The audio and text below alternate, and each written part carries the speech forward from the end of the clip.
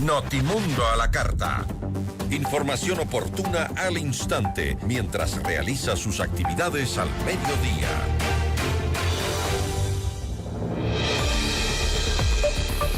Y recorren los días previo a la consulta popular del próximo 16 de noviembre, donde los ecuatorianos deberemos responder 4 preguntas planteadas por el Ejecutivo. Nuestra entrevista de hoy en Notimundo a la carta. Hacemos contacto a esta hora con José de la Gasca, ex ministro de Gobierno, para hablar sobre la consulta popular y referendo impulsada por el Ejecutivo. ¿Cómo interpretar lo que ahora ya se viene en pocos días más? ¿Cuál es la expectativa que se tiene de lo que pueda resultar de esta consulta popular y referendo? Gracias, doctor de la Gasca. Fausto Yepes le saluda, bienvenido. Fausto, qué gusto. Buenas tardes, un saludo a usted y a su audiencia. ¿Cómo interpretar ahora que, mucho se ha hablado ya también sobre las preguntas, las 4 preguntas, en el caso de ganar el sí, podrán resolver lo que el Ejecutivo no ha podido resolver en estos 2 años de gobierno? Yo creo que hay que interpretarlo como la necesidad de cambios profundos, cambios que ya hacen ver que la estructura constitucional no aguanta, que no resiste. El modelo constitucional ideologizado, paternalista, con un plan de gobierno incluido, no sirvió para regular a los ecuatorianos en su convivencia pacífica, política, social, ni siquiera por 20 años, cuando decían que iba a ser por 300 años, que esa constitución ha servido para abrir la puerta a amenazas extranjeras, consolidar esas amenazas extranjeras y permitir que el Ecuador deje de ser un territorio de paz. Romper esa tradición de ser un país pacífico, donde hoy, a propósito de las condiciones geográficas, económicas, inclusive los carteles extranjeros han echado raíces aquí y vemos cómo se ha desbordado un fenómeno que antes no teníamos, como el crimen organizado / terrorismo. Entonces creo que es un momento de definitivamente que tenemos los ecuatorianos para poder expresar favorablemente en las urnas cambios que necesitamos hacerle a la Constitución hoy, mientras exista, y obviamente un cambio mucho más profundo que es ir hacia una nueva Constitución. A propósito de esta narrativa que se ha mantenido para quienes apuntan o han hecho campaña por el sí, ¿qué de esta Constitución de Montecristi, de la que está vigente en nuestro país, permite la instalación o el rebrote, el repunte de estas organizaciones criminales?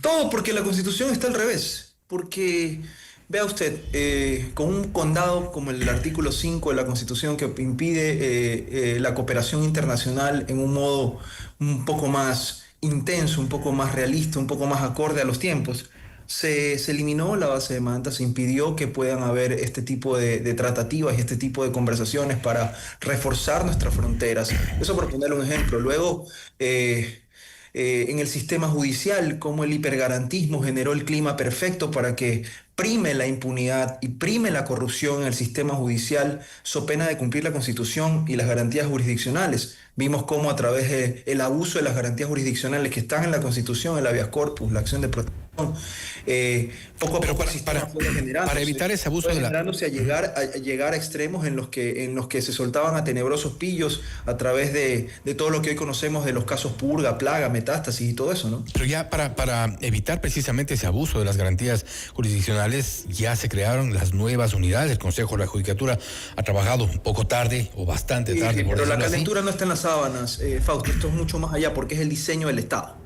Hay que entender que cuando se construyó la democracia constitucional que hoy tenemos, distinta de lo que significa un Estado de Derecho, cuando se puso un Estado de Derechos y garantías, donde cualquier juez de primera instancia, de cualquier lugar del país, es capaz de sentar de rodillas a un gobierno, de sentar de rodillas a un poder público, disque a cuenta de proteger o tutelar derechos y declarar vulneraciones de derechos, lo que vimos es que todo sirvió para poner al país patas arriba. Y este sistema no resiste un cambio simplemente de ponerle parches. Usted no puede cambiar eso simplemente con una ley. A mi juicio tenemos que deshacernos de ese sistema de democracia constitucional, donde a final de cuentas estaba la Corte Constitucional omnipotente, omnímoda. Lo que pasa es que para el ecuatoriano, regresar a un Estado de Derecho donde prime el valor de la ley y el respeto a la independencia de las instituciones. A los ecuatorianos se nos dijo en un momento, vamos a una consulta porque no queremos que los jueces o que la gente, que los delincuentes, que estas organizaciones abusen de estas garantías, y precisamente decidimos lo que decidimos hicimos en esa consulta popular. El Consejo de la Judicatura ha implementado, como decíamos, un poco tarde, pero implementa estos cambios y no vemos los resultados que ya nos ofrecieron. Pero no ha funcionado, exactamente, no ha funcionado porque el sistema sigue ahí. ¿Qué nos hace pensar que en esta nueva consulta, nuevamente a las urnas, nos van a resolver los problemas que no nos han resuelto en otras consultas sobre las cuales ya hemos decidido? Primero, la Constitución no es la que va a resolver los problemas como tal.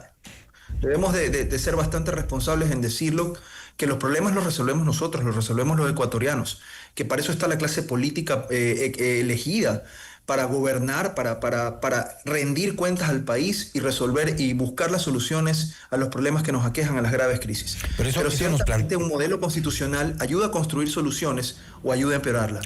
Ayuda a generar el país con la cultura de paz que tenemos o ayuda a ser permisivo en nuestras fronteras o a ser tolerante con la impunidad.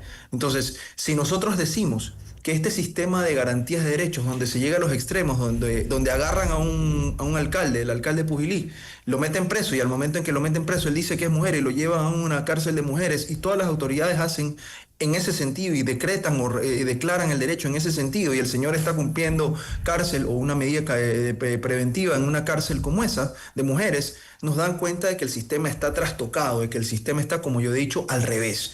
Entonces, eso no se corrige necesariamente con poner más jueces o jueces especializados. Eso se trata de un rediseño, repito, la estructura del Estado, donde se ponga el valor de la ley, donde se puedan hacer los ajustes acordes al tiempo y no tengamos que estar yendo los ecuatorianos a refundar el país a través de una reescritura de una constitución de cada tanto en tanto. Eso nos lleva a la misma reflexión hacia atrás, porque si no es un tema exclusivamente de la Constitución, no es un tema exclusivamente de leyes, porque hay leyes, tenemos un Código Orgánico Integral Penal que sanciona acorde a la Constitución. Sí, porque tenemos leyes que si fueran aplicadas por jueces responsables, por jueces honestos, no por jueces corruptos, quizá la realidad será otra. No tendríamos metástasis, no tendríamos plaga, purga y demás. Sí, si hubiesen jueces más allá del al menos decentes. Más allá del problema de las personas, sí tienes un código que nos quedó muy grande. La realidad criminal del 2008 y de antes del 2008 no es la realidad criminal del 2020, del 2025. No lo es. Hoy estamos enfrentándonos a amenazas y flagelos que antes no veíamos tan de cerca, como la minería ilegal. O a lo mejor existía, pero no era algo preponderante. No teníamos terrorismo. No teníamos este crimen organizado que ha tomado cuenta de territorio ecuatoriano.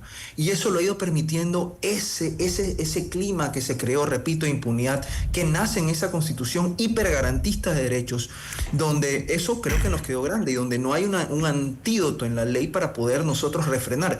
Donde tiene usted en la propia constitución cosas que atañen a la ley, como por ejemplo los límites de la prisión preventiva o la excepcionalidad de la prisión preventiva o lo que pasa con los menores infractores o los tiempos en que debe durar una detención.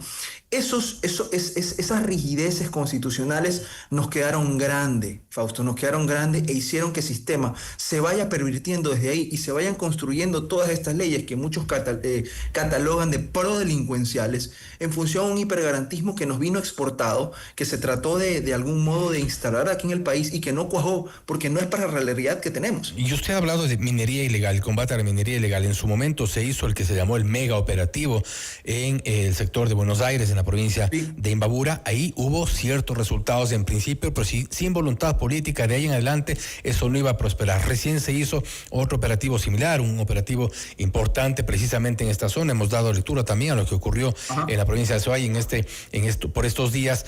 Ahí hay voluntad política, se ve. Pero entonces esperemos a ver qué pasa hoy. Cuando el gobierno ha sido el único, el gobierno del presidente Daniel Noboa ha sido el único que le ha plantado cara al crimen organizado sin tregua, donde no hay pactos debajo de las mesas ni falsas paz.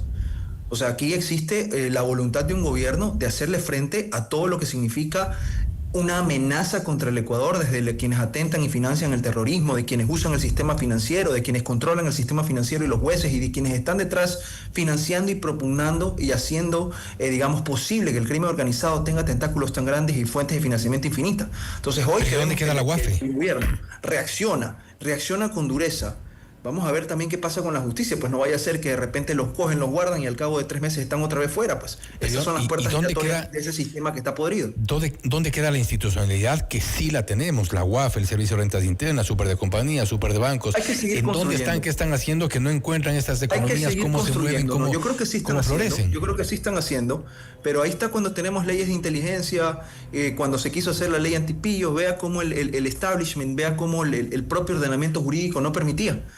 Y la Corte Constitucional salió al paso a hacer lo que le corresponde hacer, que es defender, en teoría, ese marco constitucional como una pieza de museo, pero la realidad les queda muy grande esa Constitución y la Corte defiende esa realidad que queda muy grande. Entonces, al final del día, no pueden haber herramientas drásticas, duras, que sirvan para contener lo que está sucediendo, porque la Constitución, repito, es hipergarantista, protectiva, que tiene como único fin de la pena la rehabilitación social y tantas otras cosas que hacen que el Ecuador sea visto por los carteles de la mafia, por los carteles del crimen organizado como un paraíso de impunidad. Ahora bien, dentro de las propuestas más adelante, en el caso de que se ganara la consulta popular, el sí, si es que el Ecuador decide ir a una asamblea constituyente, ¿qué es lo que debería pasar? ¿Cuáles serían las prioridades? ¿Debería ser una asamblea de nuevo de plenos poderes? Yo creo que el ecuatoriano no está siendo convocado a una asamblea de plenos poderes. Y creo que esos límites se han puesto desde el estatuto y ha sido la forma en la que se ha conducido también en la Corte Constitucional. Hoy creo que lo que estamos viendo es una asamblea constituyente para escribir una nueva constitución, no para que dicte leyes, no para que dicte sentencias y asuma función de poder ejecutivo, de poder legislativo, de poder judicial, que eso es lo que significa plenos poderes. Yo creo que hoy debemos todos los ecuatorianos abocarnos a este proceso, participar desde donde podamos, desde todas las trincheras son válidas para construir este país que nos corresponde a todos. Nos están devolviendo esa soberanía de poder decidir nosotros, escoger dejar atrás ese modelo y avanzar. Entonces, ¿qué va a pasar ahora? Creo que tiene que haber una gran reconciliación, creo que tiene que haber un gran debate donde se hable de los derechos de la naturaleza, donde se hable de los derechos colectivos, donde se hable del derecho al trabajo, donde se hable del derecho a la salud. Pero también se hable de un Estado dinámico que sea capaz de atender los problemas que tiene hoy de seguridad, un Estado, una constitución de mínimos, una constitución sencilla, donde podamos tener una estructura del Estado que permita crear lo que usted mencionó, Fausto, la institucionalidad que nos falta.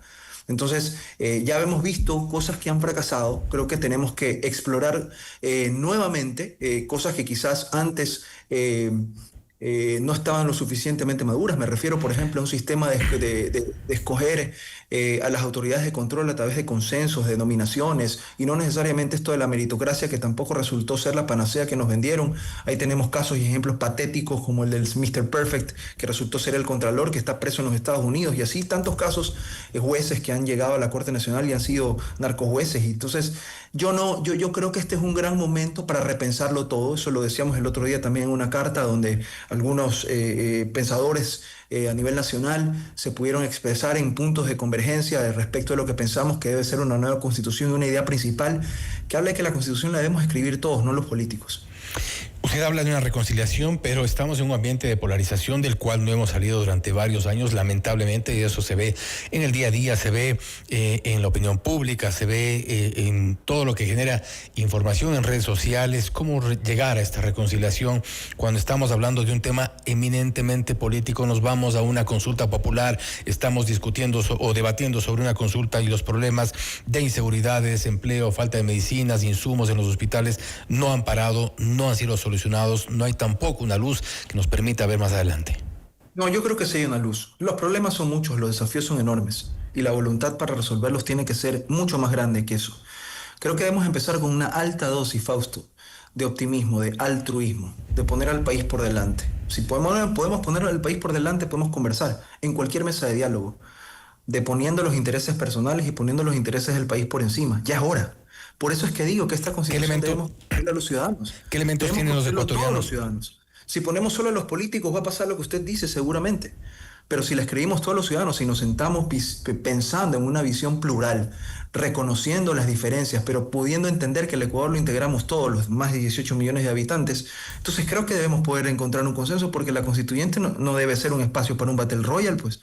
De ahí no va a salir, no va a ser un nido de alacranes. La constituyente debe ser un espacio para crear una constitución pequeña, de mínimos, que permita establecer reglas claras para que se pueda, en el tiempo, ir moldeando esto en la ley y que los gobernantes puedan gobernar a través de las leyes y a través de los pactos que significa la democracia representativa. Entonces, creo que por ahí hay muchas cosas para poder conversar, porque aquí no creo que nadie quiere una dictadura, aquí no creo que nadie quiere el abuso de los derechos, pero tampoco queremos, repito, que se abra el judicialismo para que sirva el abuso judicial de las garantías jurisdiccionales, ¿no? Pero estamos hablando en ese caso de devolver el poder que tiene el pueblo para decidir, y para eso es precisamente una consulta popular, o es que vamos a llegar y vamos a validar decisiones que ya están tomadas, seguir un camino que ya está trazado.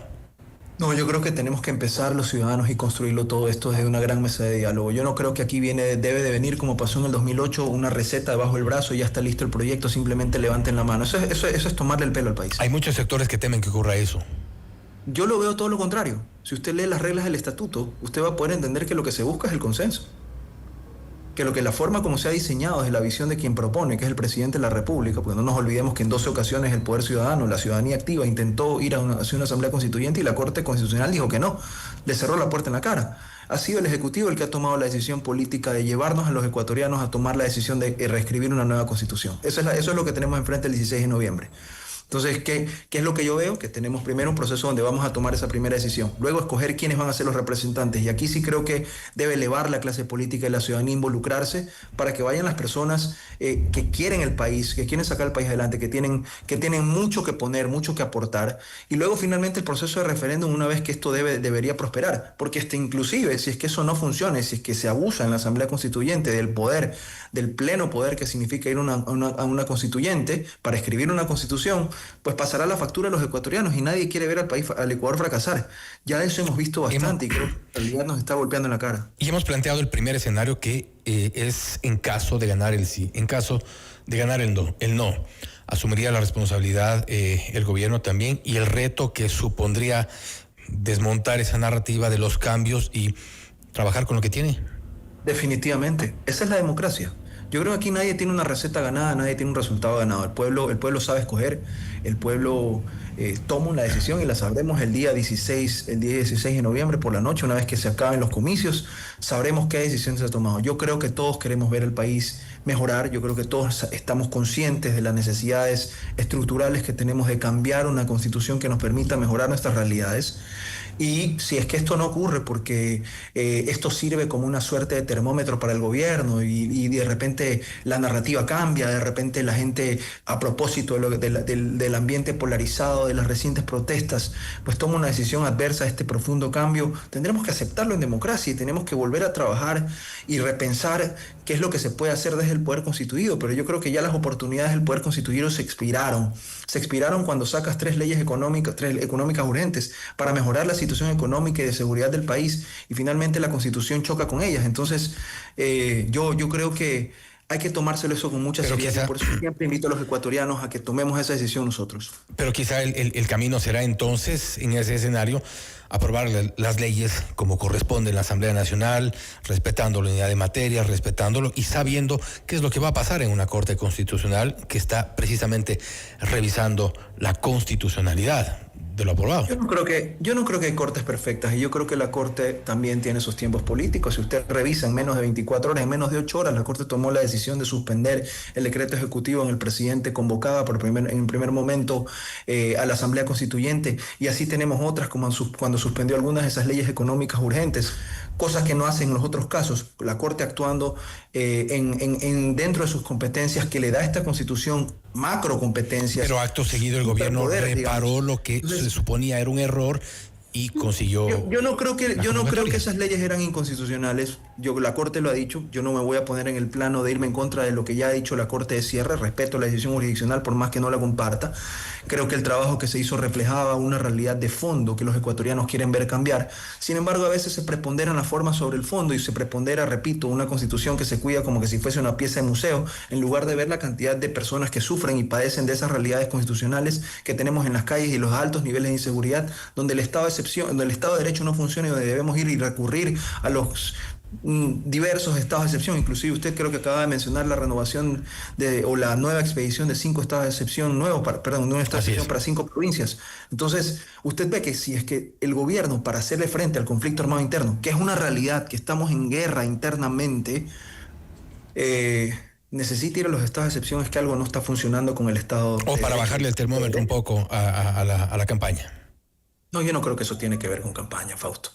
Es mucho lo que está pasando. Y usted estaba mencionando los ejemplos de Buenos Aires, de lo que pasó en Buenos Aires, los ataques a la minería ilegal, de las formas. Usted conversa, usted es un hombre que indaga en la realidad nacional. Converse con los jueces, converse con quienes administran justicia y vea cómo están abarrotados los procesamientos por delitos de extorsión, de secuestro, de las realidades nuevas criminales que hoy aparecen, distintas a las que habían en 2008. Yo me he dado ese trabajo de poder analizar cuál es esa realidad nueva que se procesa hoy. Es parte de la inseguridad que vivimos. Claro.